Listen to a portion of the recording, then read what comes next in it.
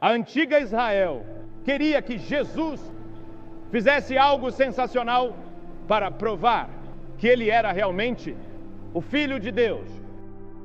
Mas Jesus está dizendo nesta passagem: vocês estão buscando um sinal? Muito bem, eu lhes darei um sinal. Eu sou o sinal. Agora, quando você se depara com Jesus, qual é a sua reação? Quando você é confrontado com Jesus Cristo, qual é a sua reação? A reação dos escribas e fariseus foi de hostilidade. Já o povo dos dias de Nínive se humilhou e se arrependeu ao enfrentar e se deparar com Deus. E a pergunta que todos fazemos hoje é esta: o que vocês pensam de Cristo? Quem é Jesus Cristo? Mas a nossa geração ficou obcecada por Jesus. Os jovens estão falando sobre Jesus. Ele é o assunto das conversas hoje, nas universidades, nas escolas, em todos os lugares. Os jovens estão discutindo sobre Jesus Cristo e perguntando: quem é Ele? Quem é esse Jesus? Não podemos escapar dele. Você se lembra daquele dia em que Saulo estava a caminho de Damasco, perseguindo os cristãos, quando de repente uma luz ofuscante apareceu e o fez cair por terra? A primeira pergunta que ele fez foi: quem és tu, Senhor? Essa é a mesma pergunta que a nossa geração de jovens nas universidades está fazendo hoje. Quem és tu, Senhor? Quem é Jesus? Por que não conseguimos escapar dele? Porque ele está em nossa consciência e em nossa mente, a ponto de que nossas peças, nossos poemas e nossas óperas sejam sobre ele. Ele é apenas um herói revolucionário ou algo mais? Ele viveu apenas 33 anos. Ele nunca viajou mais de 100 milhas. Ele nunca teve educação formal. E ainda assim, 2000 anos depois, uma geração inteira continua falando sobre Jesus Cristo. Alguns diziam que ele era um homem louco. Outros disseram que ele era um revolucionário. Ou será que Jesus era alguém que defendia o sistema? E então há também quem diga que ele foi o primeiro hippie, que tinha cabelos longos e andava com seus discípulos em uma comunidade. Mas na verdade nós não sabemos como ele era. Não temos uma imagem de Jesus, e Deus fez isso de propósito, para que não adorássemos uma imagem, porque Deus é espírito e devemos adorá-lo em espírito. E então havia pessoas que diziam que ele era deliberadamente mau, que ele era um homem mau, que ele era um diabo. O que ele realmente foi? Essa é a questão. Jesus Cristo, quem és tu? Quem é Jesus? Não podemos escapar dele. Tentamos fugir, mas lá está ele. Ele continua aparecendo em toda parte. Nossos maiores filósofos escreveram sobre ele. Nossos maiores historiadores escreveram sobre ele. Nossos maiores poemas e peças são sobre ele. Até nossas maiores arquiteturas são sobre ele. Não podemos escapar dele. Bem, sabemos algumas coisas sobre ele. Sabemos que ele era um homem. Jesus era completamente humano. Ele representava a humanidade, pois a Bíblia diz que ele foi identificado e contado entre os transgressores. Sabemos que ele teve fome. Sabemos que ele teve sede. Sabemos que ele se cansou. Sabemos que ele experimentou as alegrias da amizade. Sabemos que ele chorou no túmulo de um ente querido. Sabemos que ele possuía todas as características de um homem. E ainda assim, de forma muito interessante, a Bíblia diz que ele nunca cometeu pecado. Na verdade, ele se colocou diante do povo de sua geração e disse: nunca cometi um pecado. Ele disse: qual de vocês pode me acusar de algum pecado? Eles não podiam dizer nada. Todos nós somos pecadores.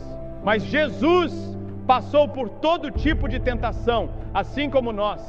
E não há provação, teste ou tentação que Jesus não tenha enfrentado antes de você. E ele resistiu e venceu tudo. Ele era um homem, um ser humano, mas era mais do que isso. Ele declarou ser o único filho, unigênito, encarnado de Deus. De fato, ele afirmou pré-existência. A Escritura diz: no princípio era o Verbo, e o Verbo estava com Deus, e o Verbo era Deus. Antes do tempo começar, ele já existia. Ele disse: antes de Abraão nascer, eu sou. Eu existo eternamente. Ele se levantou e disse: eu sou Deus. Ele é, porque sempre existiu. De eternidade a eternidade ele é Deus, a Bíblia diz. E o Verbo se fez carne e habitou entre nós. Em outras palavras, o Verbo, a palavra de Deus, o Deus eterno, se fez carne na pessoa de Jesus Cristo e viveu como um homem no mundo. É isso que a Bíblia ensina. Você precisa aceitar que ele não foi apenas mais um revolucionário, ele não foi apenas mais um hippie, ele não foi apenas mais um grande homem, ele era Deus em carne e osso. E toda a ética que ele ensinou, nenhum homem nunca ensinou como ele. Se alguém lhe bater numa face, ele diz: ofereça também a outra. Jesus ensinou que devemos perdoar. Ele ensinou uma revolução na maneira como devemos viver. Ele nos ensinou que não são apenas as ações exteriores que Deus julga, mas também os pensamentos e intenções internas. Ele disse: Moisés nos ensinou nos 10 mandamentos: não cometerás adultério. Mas eu vos digo que se alguém olhar para uma mulher com desejo impuro, já cometeu adultério em seu coração. Ele disse: vocês ouviram o que foi dito aos seus antepassados: não matarás. Mas eu lhes digo que qualquer que se irar contra seu irmão estará sujeito a julgamento. Ele elevou a ética humana ao mais alto nível e exigiu que vivamos esse tipo de vida, porque ele mesmo viveu esse tipo de vida. Como você explica Jesus? Jesus Cristo, tu és quem dizes ser? Ele acalmou o mar. Ele tinha poder sobre a natureza. Ele podia pegar um relâmpago e lançá-lo de volta às nuvens.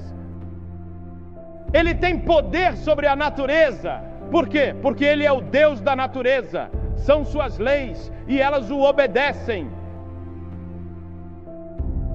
Ele tinha autoridade sobre as doenças. Jesus fez cegos enxergarem, fez surdos ouvirem, fez mudos falarem. Ele ressuscitou os mortos. De acordo com o registro, ele tinha autoridade sobre os demônios. E então, olhe para a morte que ele teve. Algum homem já morreu como Jesus?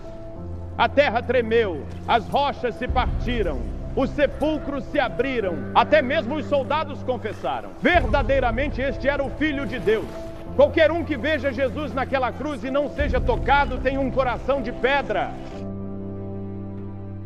Primeiro tiraram as roupas dele, depois pegaram longas tiras de couro com esferas de aço ou chumbo nas pontas e o açoitaram nas costas, até que ele mal pudesse ficar de pé.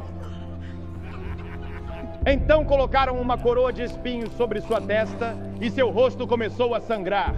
Eles riram dele, cuspiram nele e zombaram dele. Com um simples estalar de dedos, 72 mil anjos já haviam desembainhado suas espadas, prontos para resgatá-lo e varrer este planeta da existência do universo. E Jesus disse: não, pois para isto nasci. Não digam que esta é uma religião de homens brancos ou de homens negros. É uma religião mundial. Ele fez isso por todo o mundo. Quando ele morreu naquela cruz e foi pregado nela, pregaram os cravos em suas mãos e nos pés. E sabe o que ele disse? Ele disse: Pai, perdoa-lhes porque não sabem o que estão fazendo. Perdoa-lhes. Foi assim que ele enfrentou a violência de seu tempo. E então na cruz, ele disse: meu Deus, por que me abandonaste? Depois inclinou a cabeça e disse: está consumado. O que ele quis dizer com isso? Ele quis dizer que o plano de salvação estava concluído. Agora Deus pode perdoar todos os teus pecados, porque Jesus terminou o plano de Deus para a tua salvação. Porque veja, Deus conhece cada um de vocês pelo nome. Ele tem até os fios de cabelo da tua cabeça contados.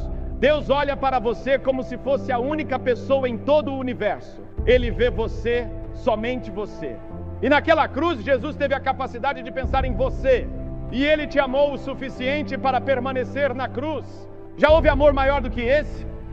Porque Ele viu que ressuscitaria dos mortos. Ele viu que nas gerações futuras haveria um povo reunido em seu nome, que formaria seu corpo. Ele viu o dia em que reinaremos com Ele em seu reino.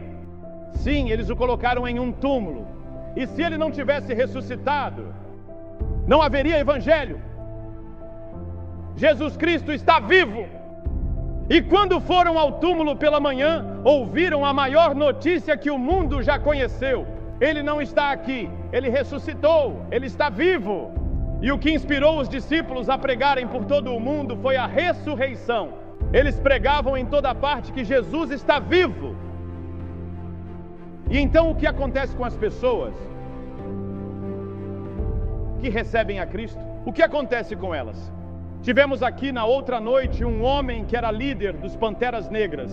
Ele disse que achava que poderia mudar o mundo através do movimento Panteras Negras, até que conheceu Jesus. E ele disse que Jesus mudou a vida dele e tirou todo o ódio do seu coração. Ele disse: agora acredito que o mundo pode ser transformado, mas acredito que isso pode acontecer pelo poder de Jesus. É isso. Jesus entrando em nossos corações. Quem és tu, Senhor? Jesus Cristo, és tu quem dizes ser? Essa é a pergunta que cada um de vocês terá que responder hoje. Quem é Jesus? Ele era quem dizia ser, Deus em carne e osso? Acredito que as evidências são esmagadoras de que Ele é quem afirma ser o Filho do Deus vivo. Eu não posso prová-lo cientificamente, mas posso prová-lo pelas vidas que Ele transforma a cada dia.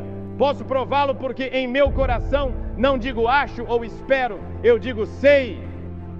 E você sabe, há outro elemento em nossas vidas sobre o qual não pensamos muito, e esse é o elemento da fé. Você pensa na fé que você tem que ter todos os dias? Você tem que ter fé de que sua esposa não colocou veneno no seu café esta manhã. Você tem que ter fé. Ela até pode ter tido vontade, mas não fez. Você tem que ter fé quando vai ao banco, escreve um cheque e o assina, e tem dinheiro na conta. Você tem que ter fé de que o banco vai pagar. Tudo o que fazemos é por fé. Muito bem, pegue essa mesma fé e coloque em Jesus Cristo como teu Senhor e Salvador, e você saberá quem Jesus é. Você o aceita pela fé, Ele entra na tua vida e no teu coração, e então você crerá que Ele é quem afirma ser.